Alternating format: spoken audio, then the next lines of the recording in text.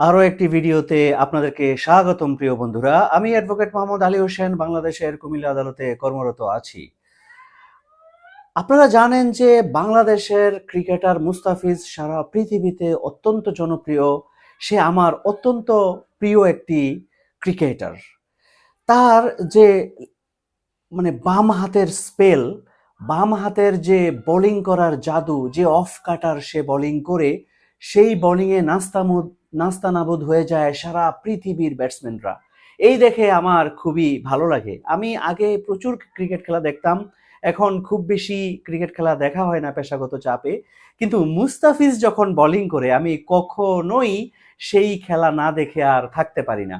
আমি অবশ্যই চেষ্টা করি মুস্তাফিজের বোলিং দেখতে। এইরকম একটা নির্দোষ নিষ্পাপ এই যে প্রিয় একটা খেলোয়াড়, যে কিনা ইন্ডিয়ান প্রিমিয়ার লিগের এই বিশাল জনপ্রিয় খেলার মধ্যে একটা দল কলকাতা নাইট রাইডার, সেটার মধ্যে সে আমন্ত্রণ পেয়েছে খেলার, এবং সে খেলবে, এটাই স্বাভাবিক। এমত অবস্থায় তাকে দেখেন সম্পূর্ণ রাজনৈতিক কারণে ভারত তাকে খেলতে দিচ্ছে না। এই কারণে পুরো মাইনকে চিপায় পড়ে গেল ভারত। আপনারা জানেন যে এটা কোনো ক্রিকেটীয় ইস্যু না, এটা কোনো রাজনৈতিক ইস্যু না।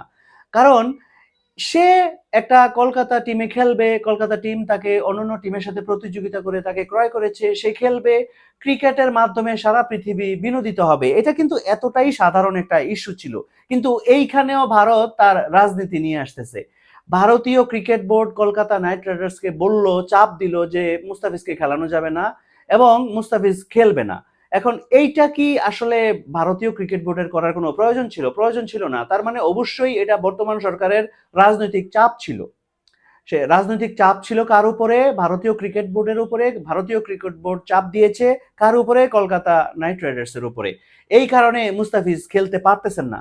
কিন্তু এতে করে কিন্তু ভারত সারা পৃথিবীতে একটা মাইনকা চিপায় পড়ে গেল, বিশেষ করে ক্রিকেটীয় পৃথিবীতে। এবং সারা পৃথিবীতে রাজনৈতিকভাবেও ভারত তার মুখোশ উন্মোচন করলো। কিভাবে তার মুখোশ উন্মোচন করলো চলুন দেখা যাক। দেখুন, ভারত কিন্তু বিভিন্নভাবে চেষ্টা করে বাংলাদেশকে কোণঠাসা করে রাখার জন্য, যদিও এটা হওয়ার কথা ছিল না। 1971 সাল থেকে বাংলাদেশের সাথে ভারতের যে সম্পর্ক, বাংলাদেশকে বরং ভারত একজন বিগ ব্রাদার হিসেবে তাকে বিভিন্নভাবে সহায়তা দিয়ে, তাকে স্নেহ করে, তাকে নানা রকম সুযোগ সুবিধা দিয়ে, তাকে ছোট ভাই হিসেবে আদর যত্ন করে, তাকে কিন্তু আহ, ফ্লোরিশ হওয়ার সুযোগ দেওয়ার কথা ছিল, তাকে বড় হইতে দেওয়ার সুযোগ দেওয়ার কথা ছিল এজ এ গুড নাইবার। কিন্তু সারা পৃথিবীতে বা সারা এই এশিয়ান দক্ষিণ এশীয় কান্ট্রিগুলিতে কিন্তু ভারত তার এই অবস্থান রাখতে পারতেছে না। প্রতিবেশী সকলের সাথে ওনার একটা না একটা ঝামেলা করতে হবে। নেপালের সাথে করতে হবে, ভুটানের সাথে করতে হবে, বাংলাদেশের সাথে করতে হবে, পাকিস্তানের সাথে করতে হবে, শ্রীলঙ্কার সাথে করতে হবে। সকলের সাথেই খারাপ সম্পর্ক, কারোর সাথে নাই। বাংলাদেশকে এরা পানিতে কষ্ট দিবে। আপনার তিস্তা সহ, ফারাক্কা সহ, পদ্মার সহ, এরকম অসংখ্য নদী আমরা জানি। আপনারা জানেন যে ভারতের উপরে আমরা নির্ভরশীল। প্রত্যেকটা নদী নিয়ে একটা না একটা ক্যাচার লাগাইয়া বসে থাকবে ভারত। এরপরে আছে আপনার এই এই যে তাদের যে মুখোশ দেখলেন, খেলা একটা, এটা একটা সামান্য ক্রিকেট খেলা, এইখানেও কিন্তু বাংলাদেশের ক্রিকেটারকে খেলানো যাবে না। তো এই রকম করে আসলে কি খুব বেশি সুপার পাওয়ারের যে স্বপ্ন ভারত দেখে সেটা দেখতে পারবে? ইতিমধ্যে ভারতের যে সচেতন ব্যক্তিবর্গ, ক্রিকেটীয় মানুষ, রাজনৈতিক ব্যক্তিবর্গ, অথবা ক্রিকেট প্রেমী মানুষ, অনেকেই কিন্তু এটা নিন্দা করতেছেন। বাংলাদেশের কথা বলা বাহুল্য। বাংলাদেশ যে ডিসিশন নিছে এটা আমার মতে অত্যন্ত ভালো ডিসিশন। বাংলাদেশের ডিসিশন হচ্ছে যে এই ধরনের একটা প্লেয়ার, মুস্তাফিজের মতো একটা প্লেয়ার যদি সেখানে খেলতে না পারে, তাহলে পুরো বাংলাদেশের ন্যাশনাল টিম সেখানে গিয়ে খেলবে না। কারণ একটা প্লেয়ারের যদি নিশ্চয়তা না দিতে পারে, বা একটা প্লেয়ারকে যদি রাজনৈতিকভাবে নিশ্চয়তা না দিতে পারে যে বাংলাদেশ বাংলাদেশের একটা প্লেয়ার গিয়ে ওইখানে খেলতে পারবে না, তাহলে সারা বাংলাদেশের সেখানে খেলার মানে নাই। বাংলাদেশ যে স্টেপটা নিয়েছে, বোল্ড স্টেপ, ভারতের মতো এরকম একটা সুপার পাওয়ার, আপকামিং সুপার পাওয়ারের বিরুদ্ধে বাংলাদেশের মতো একটা ছোট দেশ যে আত্মসম্মানের সাথে রুখে দাঁড়িয়েছে, প্রতিবাদ জানিয়েছে, এটা অত্যন্ত অত্যন্ত ভালো কাজ করেছে বলে আমি মনে করি।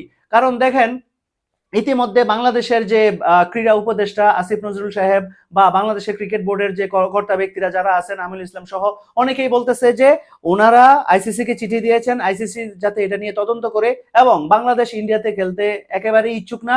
যদি খেলতেই হয়, বাংলাদেশ অত্যন্ত ক্রিকেট প্রেমী একটা দেশ, যদি খেলতে হয় তারা শ্রীলঙ্কায় গিয়ে খেলতে চান। তো এখন দেখেন খেলার রয়েছে আর অল্প কয়েকদিন, এখন আবার নতুন করে ভেন্যু সাজাইতে হবে, এটারে গুছাইতে হবে, রেডি করতে হবে। এই যে ক্যাচাল একটার পর একটা ভারত লাগাইয়া দেয়, এই ক্যাচালের ফলেই কিন্তু আসলে ইন্ডিয়ান সাবকন্টিনেন্টের আমাদের এই পাকিস্তানের সাথে, বাংলাদেশের সাথে এবং অন্যান্য যে সার্কভুক্ত দেশগুলি আছে সবার সাথে আসলে সম্পর্ক খারাপের মাধ্যমে এই একটা একটা অস্থির একটা মানে উন্মাদনা, ভৌগোলিক, তারপরে সামাজিক, রাজনৈতিক, তারপরে নানাভাবে ভারতের এই যে মুখোশ এটা উন্মোচিত হয়। এবং ভারত যদি আসলে সৎ প্রতিবেশী হইতে না পারে, খেলাধুলা বলেন, রাজনীতি বলেন, আর্থসামাজিক বলেন, যদি সে একটা ভালো প্রতিবেশী না হইতে পারে তাহলে সে কারোই পছন্দের পাত্র হবে না এবং ধীরে ধীরে অন্যান্য দেশ থেকে সে আসলে নিজেকে বিচ্ছিন্ন করে ফেলবে এবং নিজে সব জায়গায় নিন্দিত হবে, দেশে নিন্দিত হবে, বিদেশে নিন্দিত হবে, সব জায়গায় নিন্দিত হবে। আমি ব্যক্তিগতভাবে মনে করি বাংলাদেশ যে স্টেপ নিয়েছে ঠিকঠাক নিয়েছে।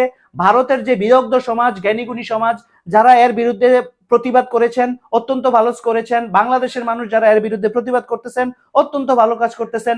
কোনো প্রয়োজন নাই বাংলাদেশের ভারতের গিয়ে খেলা, যেহেতু মুস্তাফিজকে নিরাপত্তা দিতে পারে না, সারা বাংলাদেশকেও দিতে পারবে না। ভারতে কোনো খেলা কোনো অন্য কোনো দেশের খেলারই দরকার নাই। আমরা জানি যে মুস্তাফিজকে অলরেডি পাকিস্তানের একটা যে আপনার লিগ হচ্ছে ওইখানে মুস্তাফিজকে অলরেডি তারা সাইন ইন করে ফেলেছে। মুস্তাফিজ হয়তো আর ভারতে চাইলেও খেলবে না, এমন একটা অবস্থা। আর সারা পৃথিবী জেনে গেল ভারতের আসলে আসলে ওদের চিন্তা ভাবনা কি, ওদের ইন্টেনশন কি। এতে ভারতেরই ক্ষতি হলো, বাংলাদেশের কিছু হলো না বলে আমি মনে করি এবং এই বিষয়ে বাংলাদেশ যে স্টেপ নিতেছে সেটা আমি ভালো মনে করি। এছাড়া আপনারা যদি সারা পৃথিবীর দিকে তাকান, যে একটা ওয়ার্ল্ড অর্ডার ছিল যে দ্বিতীয় বিশ্বযুদ্ধের পরে একটা জাতিসংঘ গঠিত হইলো, আইএমএফ গঠিত হইলো, তারপরে আপনার আন্তর্জাতিক মুদ্রা ব্যবস্থা তৈরি হলো, এই যে সারা পৃথিবীতে যে একটা অবস্থান তৈরি হলো সেটাও এখনো মনে হচ্ছে ভেঙে পড়তেছে। আপনারা যদি দেখেন ভেনেজুয়েলার প্রেসিডেন্টকে আমেরিকান সরকার একেবারে তুলে নিয়ে গেল, নিয়ে গিয়ে নিজের দেশে বিচার করতেছে, বলতেছে মাদকের একটা তার বিরুদ্ধে অভিযোগ আছে। তো মাদকের বিরুদ্ধে অভিযোগ আছে, আপনি তাইলে 100-150 বিমান দিয়ে এদের সারা বিমান ঘাঁটিটা যা আছে সব ধ্বংস করে দিয়ে একটা স্বাধীন দেশের একটা প্রেসিডেন্টকে আপনি নিয়ে যাইয়া আপনার দেশে বিচার করবেন। এটা তো একটা কেমন জানি মনে হচ্ছে আসলে জাতিসংঘের মতো কোনো প্রতিষ্ঠানের এখন আর দরকার নাই। মগরমের লোক হয়ে গেছে সবকিছু। আপনার ইচ্ছা হয়েছে, আপনার শক্তি আছে, আপনি গিয়ে অন্য দেশের একজন প্রেসিডেন্টকে তুলে নিয়ে আপনার দেশে বিচার করবেন। আপনার ভারতের সাথে হচ্ছে না, আপনি ভারতের প্রধানমন্ত্রী মোদীকে নিয়ে আপনার দেশে বিচার করবেন। আপনার এই দেশের সাথে হচ্ছে না, সেই দেশের সাথে হচ্ছে না, আপনি বিচার করবেন। তাহলে জাতিসংঘের দরকার কি? ইন্টারন্যাশনাল লয়ের দরকার কি? তাহলে সারা পৃথিবীতে জাতিসংঘের ভূমিকা কি? আন্তর্জাতিক সংগঠনগুলি, আন্তর্জাতিক লয়ের ভূমিকা কি? সারা পৃথিবী যে একটা মঘের মূল্যক হয়ে যাওয়ার মতো অবস্থা, ওয়ার্ল্ড অর্ডার যে ভেঙে যাওয়ার মতো অবস্থা, এগুলির নগ্ন প্রতিচ্ছবি হচ্ছে এই যে ভারতের এই ধরনের আগ্রাসী চিন্তা ভাবনা, এই ধরনের এই ধরনের ব্যবস্থা নেওয়া, সামান্য খেলাকে কেন্দ্র করে বা বিভিন্ন ইস্যুতে অন্য দেশকে চাপে ফেলা, দমন করা। এগুলি থেকে যদি আমরা বের হয়ে আসতে না পারি প্রিয় বন্ধুগণ, তাহলে পৃথিবী কখনোই ভালো অবস্থান বা ভালো অবস্থায় যেতে পারবে না। দ্বিতীয় বিশ্বযুদ্ধের পূর্ববর্তী যে সময়টা, হয়তোবা আমরা আবার সেদিকে ফিরে যাচ্ছি। ছোট ছোট মাল্টিন্যাশনাল বিভিন্ন কান্ট্রি মিলে আলাদা আলাদা গ্রুপ করে করে, আলাদা আলাদা ব্লক করে করে কিছুদিন পর পর এই যুদ্ধ সেই যুদ্ধের মধ্যে হয়তোবা আমরা চলে যেতে পারি।